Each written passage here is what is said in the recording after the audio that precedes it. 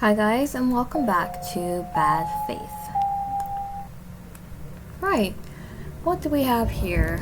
I look around the room. It's far more plain than I imagined, but still, certainly more comfortable than standard Haven fare. I examine the luxuries afforded to those lucky enough to be head-sec. A private bathroom cubicle, a small study, a little living room. Doilies decorate most of the tables. Little potted plants sit on every surface, perfectly watered and blooming within health. Framed photographs of other members adorn the walls. A painted portrait of Lady Amorous sits over the fireplace. Underneath, a particularly elegant bouquet sits on the mantel. I catch sight of a door and peek through. There's a foot of a bed and a row of neatly arranged slippers. Right, that's it. The bedroom.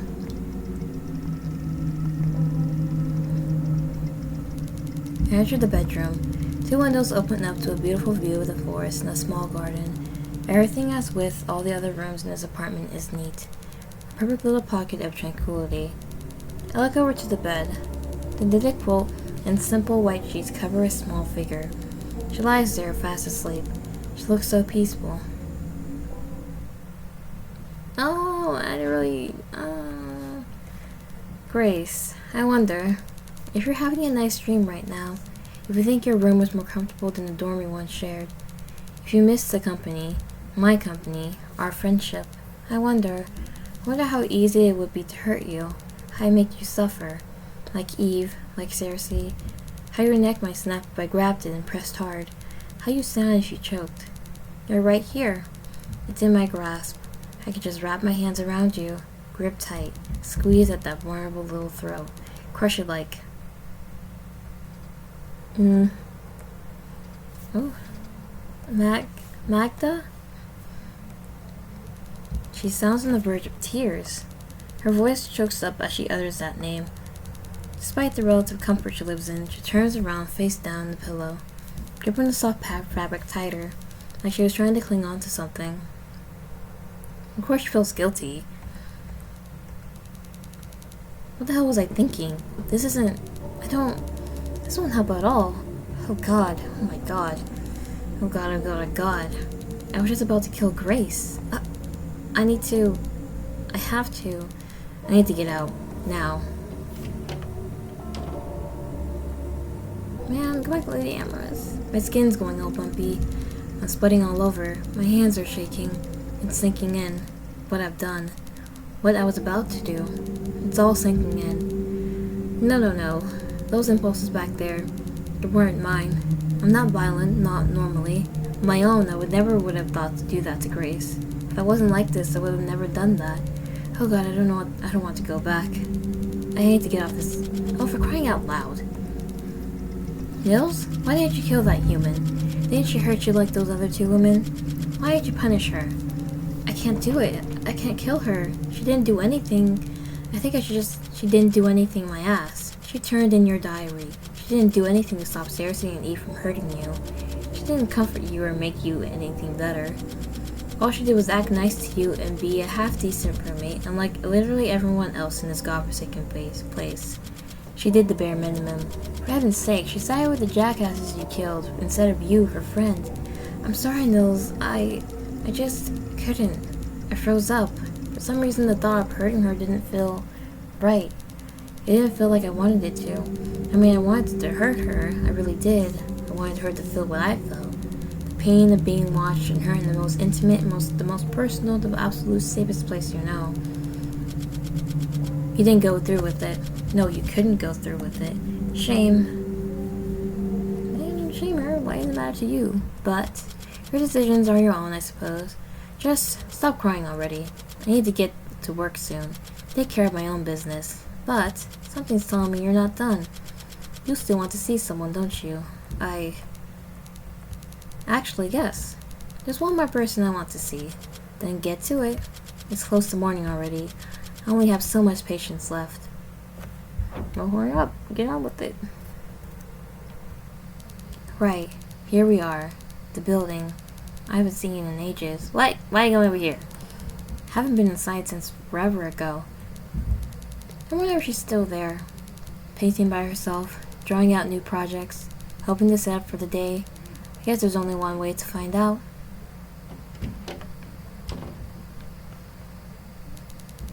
The rooms don't look any different, just empty. I walk by each studio, peering in as I go. No one is there. Sketches, sculptures, notes all lie around untouched. The atmosphere is calm and quiet. I continue down the main corridor until I see a familiar door. Ah, here it is. The main studio. The easels are all where I remember them being. Work has carried on as usual. The space that was once mine has now been occupied by the elaborate project of a new member. On my former easel was an illustration. A crowd of uniformed girls surrounding Lady Amorous. They're listening to her, raising their hands in admiration and deference. Roll my eyes. We're in the middle of the room, all alone. She sits, the one I'm looking for. Maria. She's quiet, lost in thought, brush in hand. She pauses and lifts the brush to her piece. A piece I cannot see. I move closer. Oh! It's a beautiful nature scene. It can't be anything else but beautiful. I always knew that Maria was the most talented artist on the island. Her brush strokes are delicate, deftly and carefully placed, like luxurious embroidery. I can't look away. It's too masterful. I wonder if she's planning to exhibit this somewhere. The effort is astounding. But something about this painting disturbs me. Something about this piece is achingly familiar. I've seen this image before, a long time ago. The flowers, the birds, the trees. Those flowers, those birds, that tree. Ah, where have I seen them before? Why do I recognize them? The colors, the species, the patterns, the shapes and composition. Why are they so familiar? Why? Oh, it's mine. It's all mine. My concept, my ideas, my notes. And Maria took them for her own work. Maria, of all people. I don't think she meant it like that. I need to tell her that I'm here.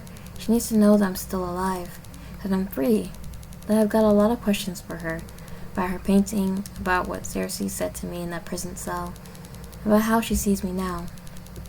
I don't really care what she says, whether she cared about me or not. I just want to hear her one last time, before I leave here forever. So I'll go ask her. I'll reach out and ask her. I'll ask her right now. Maria? No response. She still paints, shading in grass around the roots of the tree. Maybe she's half asleep. I think it's past midnight now. She might be on autopilot. Let's try again. Maria? Hello? It's me, Magda. Do you remember me? Still nothing. Not even a jolt of recognition. Maria continues to paint away at the blades of grass, drawing in each little flower, each little tuft of leaves. I'll walk around to check if she's all there. Is she alright? Well, of course she's alright. I've never seen someone more awake. Eyes blinking focused on the canvas. Paused and thought, she hardly looks tired. I'll just wave my hand in front of her. Maybe she'll budge then. Maria, it's me, Magda. Remember? Oh, does she not care? She didn't notice. Her eyes followed my hand. She knew I was there, but she's still sitting there, painting like nothing had happened. Like I was air in the room. Invisible. Ah, okay. I see. I know what this is. It's not that she can't see me. It's just that she refuses to see me. In other words, she's pretending I don't exist. So, this is what Cersei meant. Maria's pretending she's never met me, that she's never guided me, that she never cared about me in the first place.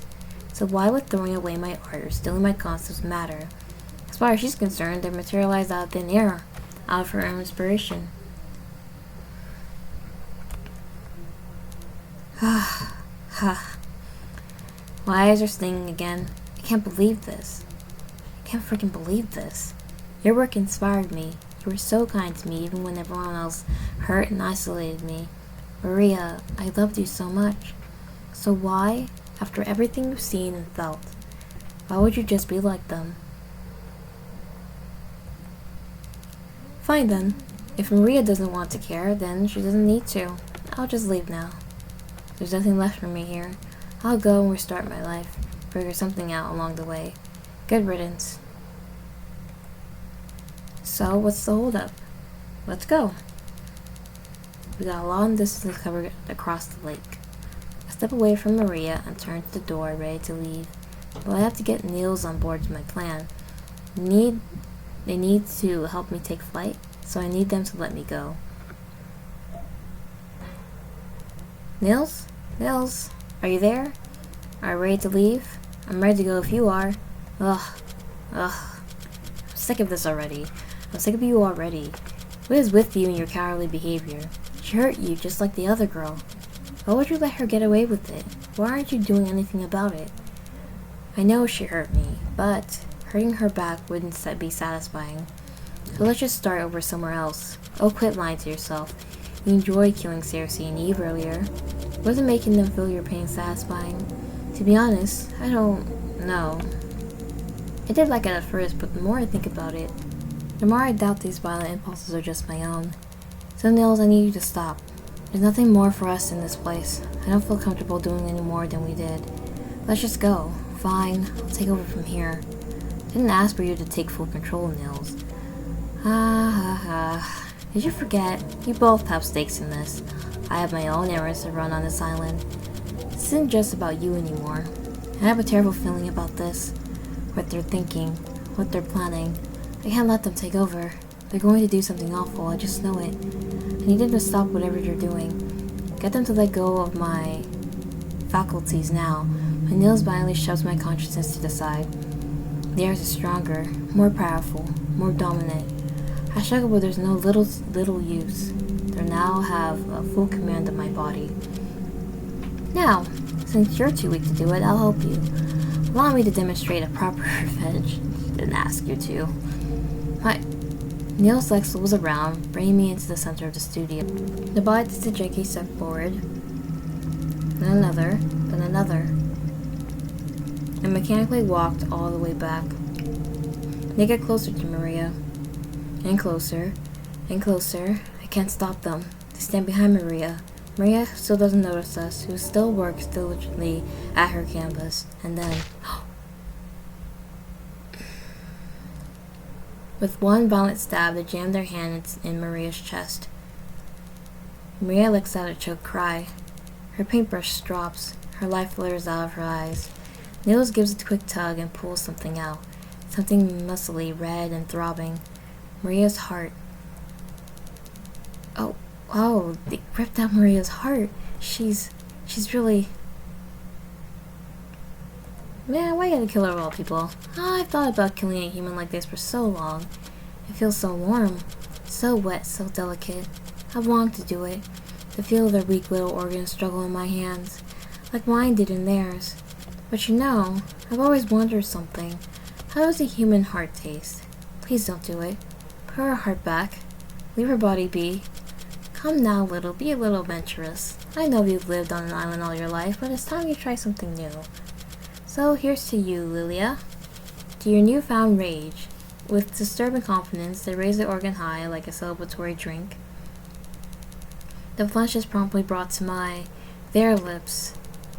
Without hesitation, the heart is crammed into my mouth so densely that I can barely breathe. I'm forced to savor it.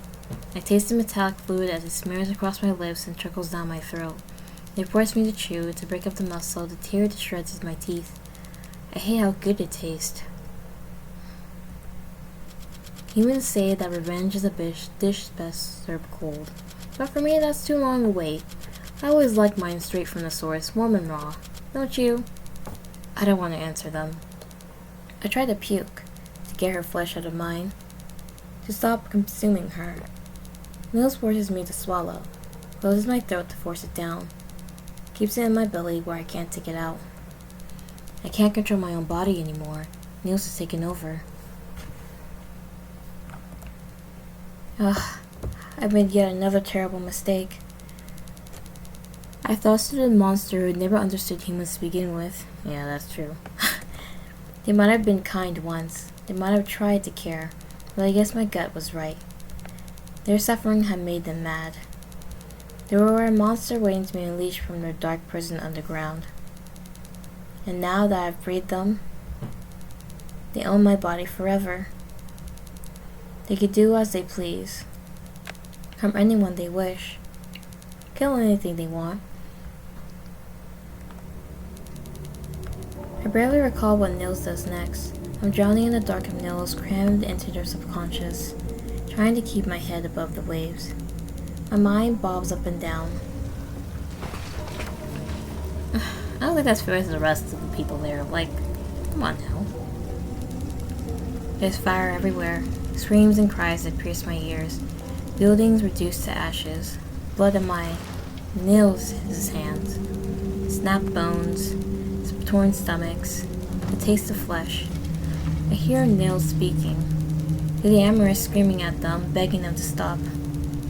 They boast of their freedom, their determination to raze the haven to the ground, their intent to kill her as painfully as possible, all in my voice. I don't see what Nils does to Amaris. He loses consciousness fast. All I see is the aftermath, a mass of pulpily beaten flesh and bone, the sting of our hands, the ribbons of intestines torn open and thrown around. Well, she actually deserved that, let's be honest. Not even Cersei has been beaten this hard. I lose consciousness again.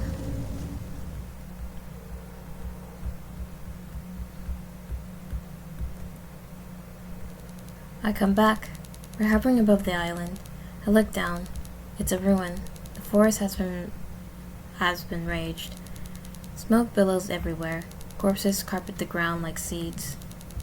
The sanctuary known as the Haven has finally been destroyed. Nils huffs profoundly. I haven't felt this good in forever. You have no idea how long I wanted to do this. Making that hag suffer, making our whole world suffer after he used me and ate me. And now, I get to go wherever I want. I'm not beholden to anyone. Can you believe it, Lilia? I'm going to save everyone. I finally know how to save all of humanity. There's no way I'll fall now, because if they refuse me, if they try to hurt me again, I'll know just how to treat them. Okay, unless she got corrupted too. Like, how does that make you any better?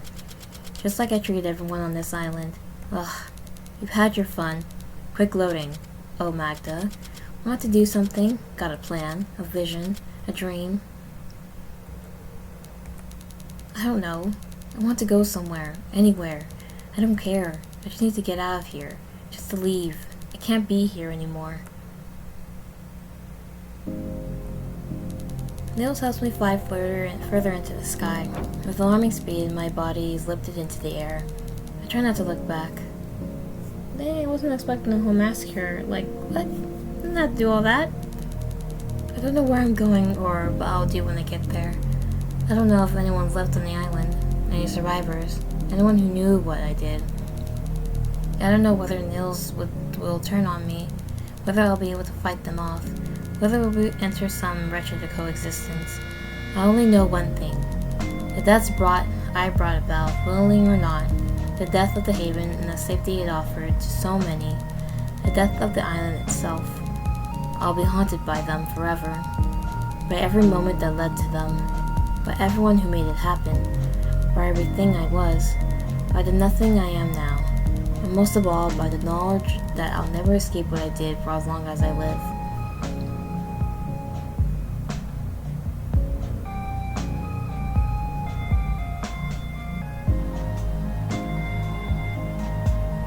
Oh, that's the end. Oh my god. That was a wild ride.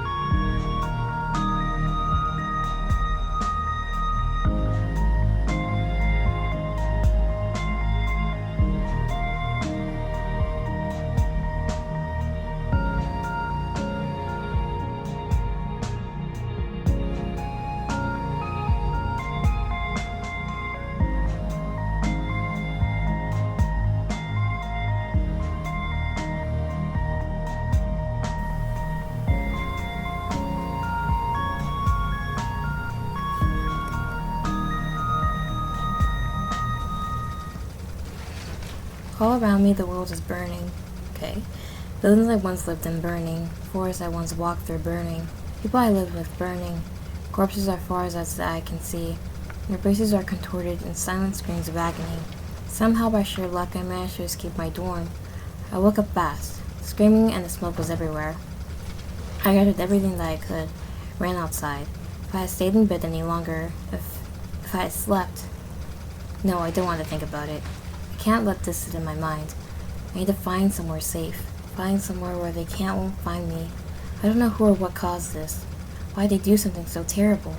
But for Lady Amherst's sake, I hope they're caught. I hope they're punished. Brutally. Where can I hide, though? Where to go? If the fire traps me, if the monster finds me, then I have to go there. I have to hide there. Remain hidden in a place that few know exists. Lady Amherst, please forgive me. Smote me if you must. Hurt me if you have to. I just need to be safe. Oh, she's dead. I don't know. And you don't need to seek from the forgiveness from her. I rushed towards the assembly hall. The fire hasn't caught up. No one stopped me. The things I've seen, the bodies writhing in agony, all of our work, all of our labor, all of our effort. No, don't linger, Grace. Don't even think about pausing. Just get out of here. Once this all goes away, once this ends, you'll go back. Then you can see what remains. I have to go outside. I need to run further, deeper, faster into the forest. All the trees are burning. I must push through. If I run a little further, I'll definitely find shelter. Outside, the trees are starting to burn. I'll have to keep on going. Push further. Get closer and closer to my goal. There it is, that concrete building. The one we taped her going into. Where people would get in trouble for entering, let alone seeing it. Where the lab was. Whenever Lady Amherst visited this building, I went with her. She got about her business while I visited. That girl in her cell, she never let me in the lab while she was working. This wasn't the usual way we reached the building, though. On regular days, the forest path was too long to navigate for busy sect heads, so a secret route was made. One that connected the head dorms to the building's basement. It was for this reason that normal Haven members could never enter the head rooms. No one in the Haven was allowed to know about this building. No one except Lady Amherst and the head sex. And even then, Lady Amherst always had to be there when we entered. Doing this on my own without her, that's against the rules. A high-class offense, but I can't think of any better place to hide. I hope Lady Amherst understands once it is all over. The concrete building's steel door is wide open. Quickly I step inside and slam it behind me. Inside there's rubble everywhere. The ceiling's blasted open. I can see the haze of burning fire brush across the sky. I hope this will keep me safe. Please let me be safe. I look around for the most shaded, least visible part. I rush there and sit down, and dropping all my things to the floor, hugging my legs to my chest, pressing my face into my knees. I don't want to get hurt. I don't want to die. Time passes. More time passes. Even more time passes. I remain, curled up, unmoving.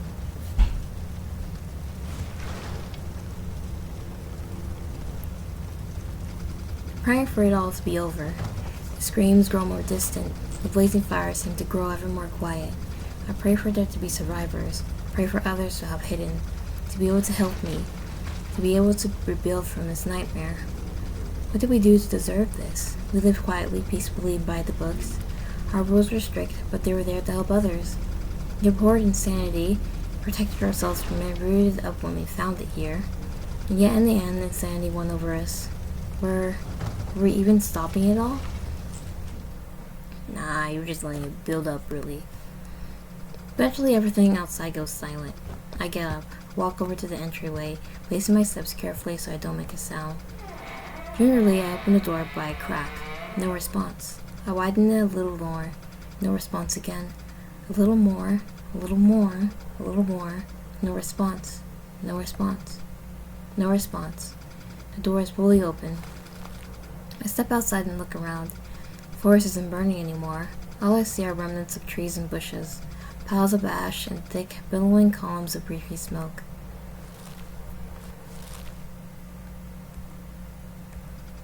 I make my way back home in complete silence. I think whoever did this is long gone, but I must remain vigilant. I don't want to be attacked. Not now. No one's here. There are more bodies, more columns of smoke, more dead trees, more piles of ash. Everything is still and gray. I don't want to know what happened to my friends, those I cared about, those I admired. Cersei, Eve, Lady Amorous. I want to believe they're still alive, but I shouldn't look for them. If I tried finding them, if I knew how they died, what they died from, I'd never be able to forget it. And I don't want their bodies to be my last memories of them. How am I supposed to feel about this?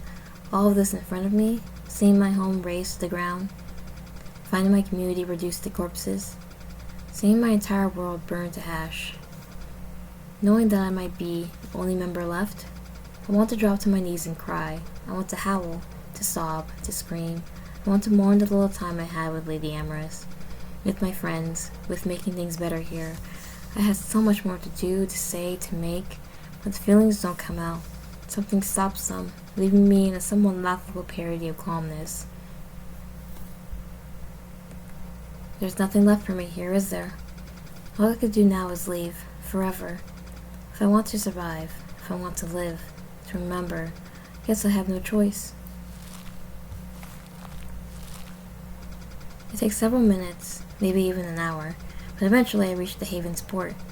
All my things that I saved are in tow. Generally, leaving the island is frowned upon. However, to thrive, we did need outside resources. We couldn't survive with the resources here alone. This is why the ports existed. Heads and sometimes a handful of particularly well-esteemed research tech members would trade haven-produced goods for mainland goods. Goods like food, tools, and books. Right now, the only boats that's docked is a wooden rowboat. Probably wasn't worth destroying. Not even worth considering.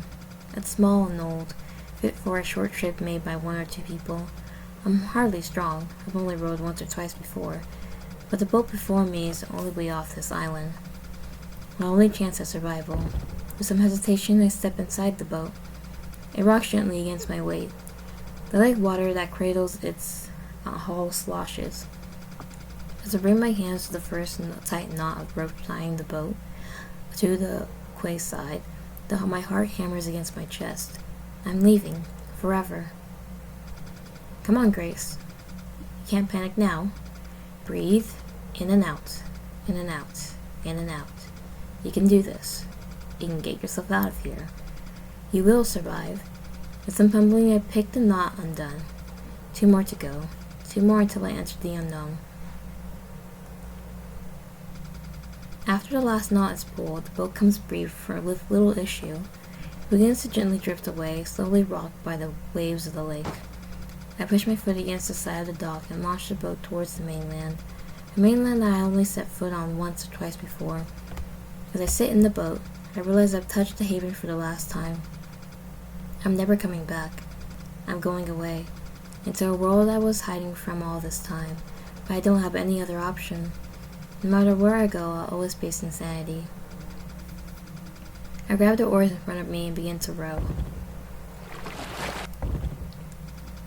I tried to mimic Cersei's rowing, back when we collected new books for our libraries. How her arms moved, how she held the oars.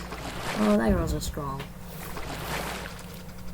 Her oar strokes made clean cuts through the water, propelling the boat forward quickly and easily. Mine are choppy, getting the oars sucked into the lake again and again. It takes all my strength to avoid losing one to the depths below. But even so, even with all my struggles, my boat moves closer and closer to the mainland. If I keep on doing this, no, if I have the strength to keep on doing this, maybe I'll reach the mainland safely. She's all alone. There may be surviving members out there, those who had left to trade, those who might have stayed overnight to carry out a complicated deal. It might still be there. They'll answer the needs of any Haven member, listen to my terrible tale. They'll help me, help their head, help their last leader. We'll still be able to keep our community alive, continue Lady Amorous's legacy, rebuild what we lost. All I have is hope, but I'm desperately clinging on to it. Hope that something better lies ahead, that despite everything, my world will survive. Oh, Haven, help me. The end. Dang, it's really sad. No, I feel bad. Alright, and that is the end of Bad Faith. Overall, the story is just really sad, and the fault solely lies on Lady Amorous because she took advantage of. She didn't even speak with Nils or Zero. She didn't speak with them. She just took advantage of them, just used her body anyhow to power up the Haven, and said and tried to in her mind think it was like, oh, it's for the sake of the Haven, so it's right. What I'm doing is like right for everyone, so her life doesn't matter for the general population and whatnot. So I don't know. I feel like they're all victims of the Haven itself, but yeah. I love the story. The story was really sad. It was very bitter. It had a bittersweet ending, and just it was nice. I enjoyed it. Okay, we have the extras over here. But yeah. Wait, I want to say the afterword.